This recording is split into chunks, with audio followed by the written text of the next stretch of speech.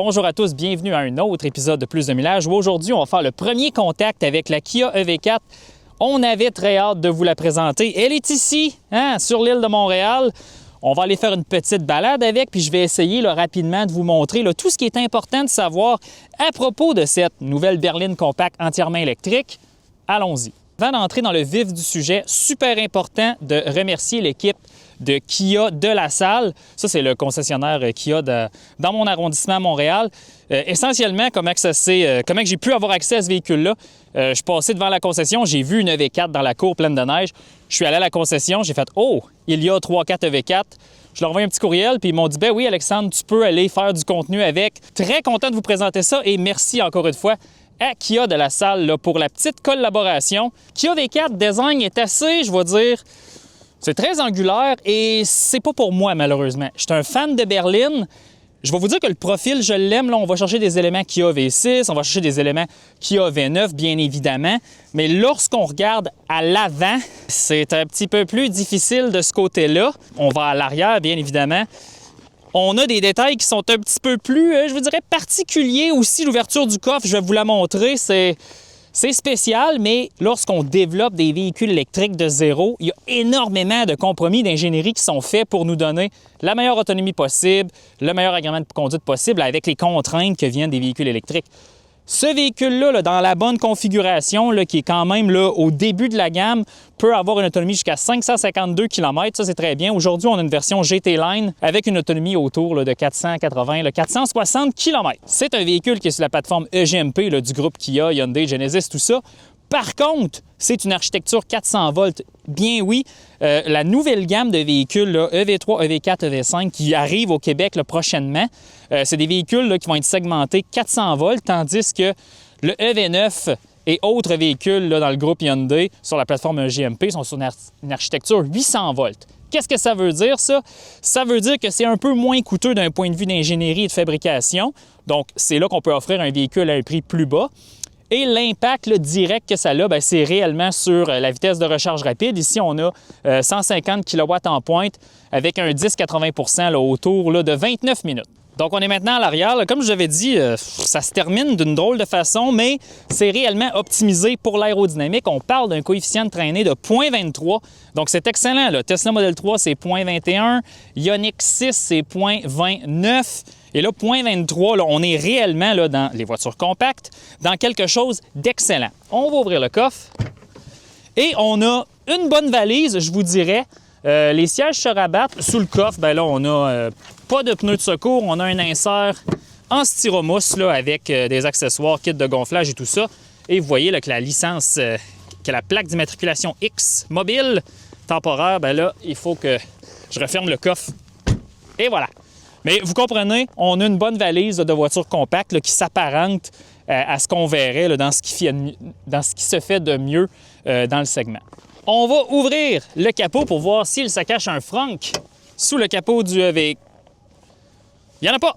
Donc, on a un plastique de protection. Puis là, il fait quand même très froid. Habituellement, à Plus de Millage, j'aurais enlevé le plastique pour vous montrer ce qui se passe en dessous. Mais là, j'ai peur de casser les petites pins avec le froid. C'est vraiment pas une auto de presse, fait que je veux vraiment faire attention. Mais essentiellement, nous n'avons pas de frunk dans le EV4. Et si je regarde bien, ouais, non, on a vraiment toute la mécanique très, très haute. Donc, ça serait même pas possible d'avoir un frunk dans cette architecture de véhicule-là. Par contre, côté de la mécanique, on a autour de 200 chevaux, 209 livres-pieds de couple sur la EV4. Et c'est une voiture qui est traction. Donc ça, c'est assez commun lorsqu'on est plus bas de gamme dans les véhicules électriques. Aussi, très intéressant, plus tard en 2026, on va avoir accès à une version GT Line qui va être 4 roues motrices, donc il y a l'ajout d'un moteur à l'arrière. Ça va peut-être être intéressant, mais moi, je trouve que c'est quand même raisonnable que cette voiture-là soit seulement en traction. Cette semaine, j'essaye la Nissan Leaf de nouvelle génération. C'est traction. C'est sûr qu'on a un peu moins de traction dans la neige que les véhicules propulsion électrique, de par la répartition du poids, mais je suis prêt à dire que en ce moment, ce véhicule-là est en pneu 4 saisons, parce que le véhicule a été sorti de la salle de monte pour faire l'essai. Puis quand on met le mode neige dans les modes de conduite de ce véhicule-là, ça se débrouillait quand même bien. J'étais un peu craintif, mais ça s'est bien passé. Donc, pour aller retourner le véhicule, j'aurais pas de problème. On arrive maintenant à ma partie préférée, le port de recharge. on est passé au port NACS J3400. Bien, dans le fond, c'est le nouveau standard en Amérique du Nord, donc pourquoi pas, beaucoup de véhicules Kia et Hyundai ont déjà fait le saut. Et bien évidemment, d'un point de vue de compatibilité avec les réseaux de recharge, tous les réseaux de recharge sont compatibles avec ce véhicule-là. Et aussi, tous les Tesla superchargeurs qui sont ouverts à tous les véhicules, ceux qui sont ouverts aux partenaires NACS, bien évidemment, ça fonctionne là, sans problème. Brancher, recharger, tout ça. Puis ça, c'est bien parce que les superchargeurs Tesla ont beaucoup d'ampérage à donner. Donc ça va favoriser des architectures 400 volts là, qui ont besoin de plus d'ampérage. Mais si vous avez besoin de vous brancher au circuit électrique, parce qu'effectivement, au Québec, on a un réseau de recharge rapide qui est largement supérieur à toutes les autres provinces et États en Amérique du Nord, bien, ici, c'est peut-être pas le meilleur choix pour le Québec, mais éventuellement, la plupart des câbles du circuit électrique seront remplacés par NACS. Donc, comme on dit en anglais, down the road, ça ne sera plus un enjeu. On va prendre place à l'arrière de la EV4. Et là, ce qui est plate, c'est que malheureusement, Kia de la salle, je vais salir vos tapis. Oh! Il y a quelqu'un qui a écouté Plus de millage en Corée parce que, regardez, l'angle du siège extrêmement prononcé. Donc, des gens comme moi qui sont un peu plus grands, ça va être beaucoup plus facile d'épouser nos jambes. Mais défaut, mes bottes ne rentrent pas sous le siège. Donc, évidemment, il faudrait que je surélève le siège conducteur, mais on est configuré à ma position. Ça, c'est une petite déception ici. Puis dans cette version, là, tout équipé, on a les sièges chauffants à l'arrière, bouche d'aération, mais je ne vois pas de... Ah! Nous avons ici une prise 115 volts, donc c'est un véhicule qui peut faire le vehicle to load. On peut, dans le fond, donner de l'énergie à n'importe quel appareil qu'on veut, soit par le port de recharge ou par la prise électrique ici, donc ça, c'est excellent. Et ce siège est un peu plus relevé, mais encore une fois, là, voyez-vous, ça n'a pas été designé ici pour mettre nos sièges, mais... Je vous parlais que j'avais la Nissan Leaf. À l'arrière, la Nissan Leaf, c'est très, très exigu. Ici, on a amplement d'espace pour les jambes. Honnêtement, je suis réellement impressionné là, de l'angle ici du siège. On est maintenant dans le poste de pilotage de la EV4.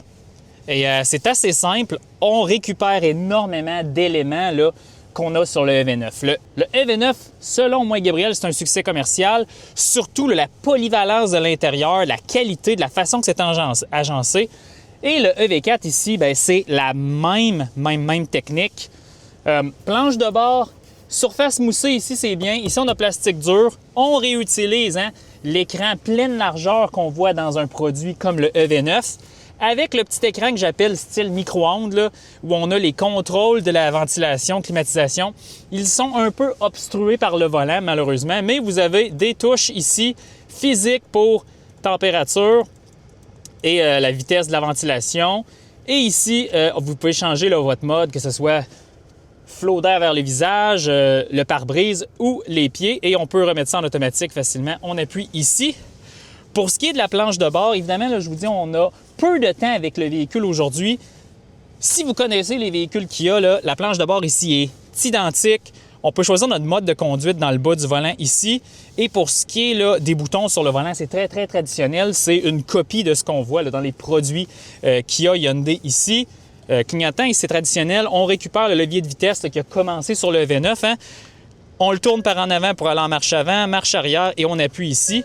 Et le bouton d'arrêt-départ du véhicule est là. Pour ce qui est du confort des sièges, on est bien assis. C'est un siège avec une bonne position. La visibilité est bonne à l'avant.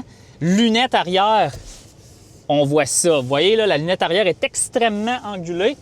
Ça favorise le coefficient de traînée. Donc, vous avez des contraintes d'ingénierie. On fait des compromis ici. La visibilité, je vous dirais qu'elle va être limitée. On a un toit ouvrant. Et fait intéressant, les vitres sont doubles. Donc, je soupçonne que sur l'autoroute, ça va être une voiture super silencieuse. On peut charger vos téléphones sans fil ici. 2 porte-gobelets.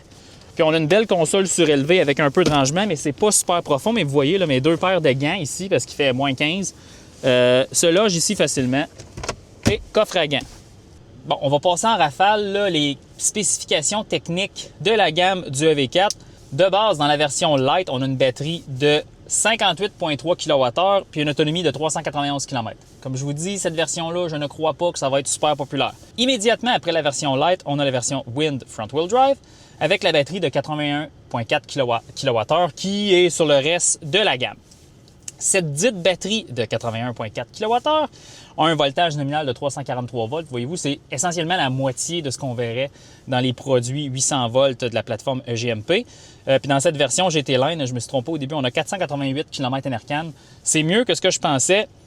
Pour ce qui est de la masse nette, très intéressant, 1906 kg. J'ai pris la masse nette la plus élevée de toute la gamme, juste pour être du bon côté, mais ça peut être jusqu'à 1800 kg, donc très proche d'une Tesla Model 3 qui est comme la plus légère de la catégorie. Ça, c'est vraiment excellent. Le chapeau Hyundai et Kia de ce côté-là. Thermopompe chauffe-batterie, ça c'est standard à partir de la version 81,4 kWh. Et la question qui tue maintenant, combien ça coûte tout ça? Donc, comme je vous avais dit, la version Light Traction, un prix alléchant de départ, 38 995 avant le transport et préparation de 2150 $, donc 41 000 $. Ensuite, la version Wind Front-Wheel Drive, qui est selon moi la version qui va aller rejoindre le plus de consommateurs avec son autonomie de 552 km. On est à 42 995 plus le transport préparation, 45 000 $. Ensuite, on a une version premium de la version Wind à 47 000 et la version GT Line dans laquelle je suis assis, 52 000 $. OK, donc c'est en deçà de ce que la Tesla Model 3 est. Ça ressemble un peu à la Leaf, mais c'est beaucoup plus gros que la Leaf. Et on a une version de base qui est un peu plus alléchante de ce côté-là. Chevrolet Bolt qui revient pour à peu près 1 an et demi, une production limitée à 39 000 $. Ça s'apparente à ça. Quand même assez compétitif d'un point de vue du prix ici. J'aurais aimé avoir la version Wind Front-Wheel Drive en bas de 40 000. Puis là, ça aurait été vraiment la panacée. Mais on n'est pas rendu là. Hein? C'est la vie. Au volant de la fameuse Kia EV4, ça fait très longtemps que je voulais conduire cette voiture-là. Donc, on y est. C'est quoi? En réalité, hein, un véhicule compact, berline. Honnêtement, c'est quand même bien. Puis la route ici est vraiment chaoteuse. Tout à fait acceptable d'un point de vue de suspension. C'est sûr qu'on n'a pas une suspension pneumatique, mais pour le créneau, ça cogne beaucoup moins que ce que je m'attendais parce que j'ai toujours trouvé que les produits coréens, côté suspension, c'est vraiment pas les meilleurs. C'est très, très sec puis mal insonorisé lorsque ça cogne. Là, ici, la cabine, c'est très bien. Je trouve vraiment que c'est bien insonorisé lorsqu'on est sur les routes chaoteuses. Le mode snow, parce que le véhicule est en pneu 4 saisons, parce que, comme je vous disais, il a été sorti de la salle de monte lorsque je suis arrivé chez Kia de la salle. C'est surprenamment, ça fonctionne bien là, avec des pneus 4 saisons, donc c'est pas inutile, honnêtement. Je viens de le mettre en mode normal, puis là, on va juste se lancer. Bien sûr, on manque un peu de traction, mais accélération super linéaire. Et les bons produits EGMP ont toujours des palettes au volant pour gérer le freinage régénératif. Ça, j'adore ça parce que ça permet de personnaliser le niveau de freinage régénératif que vous voulez en fonction des conditions de la route ou de votre préférence. Moi, j'ai comme 2 modes, c'est 0 ou au complet. Fait que ça, c'est mon genre, mais bien à vous de choisir ce que vous voulez. La calibration, comment c'est très facile à gérer. C'est sûr que là, je suis en mode iPedal complet. Donc, la conduite à une pédale. Et ouais, on lâche l'accélérateur, on a bonne sensation de ralentissement, ça se fait bien. Puis là, la batterie est quand même froide, donc c'est peut-être même pas le freinage régénératif maximum. Mais le véhicule est en bas statut de charge. Efficacité, ça ne sert à rien que je vous en parle parce qu'on a parcouru une courte distance. Le véhicule, je l'ai sorti de son mode livraison parce que le véhicule est fraîchement livré, il n'y a rien de calibré. Ça ne donne rien de dire ça. Mais dites-vous, hein, autonomie, 552 km au maximum, 391 au minimum, mais 391, c'est avec la petite batterie. Cette version 488, je juge que c'est suffisant. Ça va être intéressant de voir vraiment lorsqu'on va embarquer sur l'autoroute parce que je faisais des petits calculs d'air frontal puis de force nécessaire à faire déplacer le véhicule sur la route. C'est un peu avancé ces calculs-là, mais je comparais la Leaf, la Model 3 et ce véhicule-là.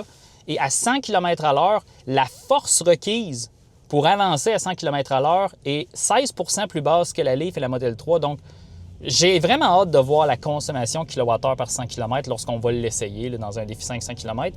J'ai l'impression que ça a vraiment été optimisé pour la route et ça serait vraiment une excellente nouvelle parce qu'on a réellement besoin de véhicules longue autonomie électriques. Parce qu'au Québec, il y a des longues distances à parcourir et les gens aiment les véhicules électriques. Fait qu'il faut comme joindre l'utile à l'agréable. Mais à première vue, lorsque je prends des virages, la caisse bouge pas trop. Et comme je vous ai dit au début, la suspension travaille bien, malgré que la caisse, elle bouge quand même. Mais je trouve que, étant donné que c'est moins bruyant lorsqu'on pogne des bosses, ça a un effet un peu plus raffiné, selon moi. Mais agrément, la direction est extrêmement légère. C'est vraiment plus un véhicule qui va être... En réalité, il ne faut pas se leurrer. C'est un véhicule compact qui est vraiment là, grand public. Donc, on va aller chercher un agrément de conduite, c'est conduite stable, sécuritaire, rassurante. Mais si on doit faire une manœuvre d'évitement, le véhicule va la faire. Mais on n'est pas du côté de ce que Volkswagen, Mazda, même Tesla font. Là, c'est des véhicules un petit peu plus dynamiques là, du côté des véhicules électriques. Mais ça reste un comportement qui est relativement sain. Le véhicule est facile à placer sur la route, mais il va vraiment falloir l'essayer sur l'asphalte sec. Ça va nous donner une meilleure idée. Et voici ce qui met fin là, à notre revue style premier contact de la Kia EV4. Premièrement, là, je tiens encore à remercier là, les gens chez Kia de la Salle. Ils ont vraiment été gentils. Là. En dedans d'une journée, tout ça a été organisé. Est-ce que ça va être un succès, ce véhicule-là? Je ne doute pas que ça va être un véhicule qui va se vendre beaucoup au Québec. De par le prix d'entrée qui est quand même assez alléchant, malgré que la version de base, je pense qu'elle n'existe seulement pour avoir un prix alléchant. Et ma petite déception, quand on monte dans les options, le prix monte vite, mais il y a moyen de s'en sortir avec un véhicule là, qui est très compétitif avec une très, très longue autonomie. Je ne peux que me réjouir qu'on a maintenant une autre berline 100% électrique sur le marché canadien. C'est super, un véhicule qui nous vient directement de la Corée du Sud dans une usine flambant neuve là, qui est assemblée à côté de la EV3. C'était Alexandre pour Plus de Millage. On se laisse là-dessus.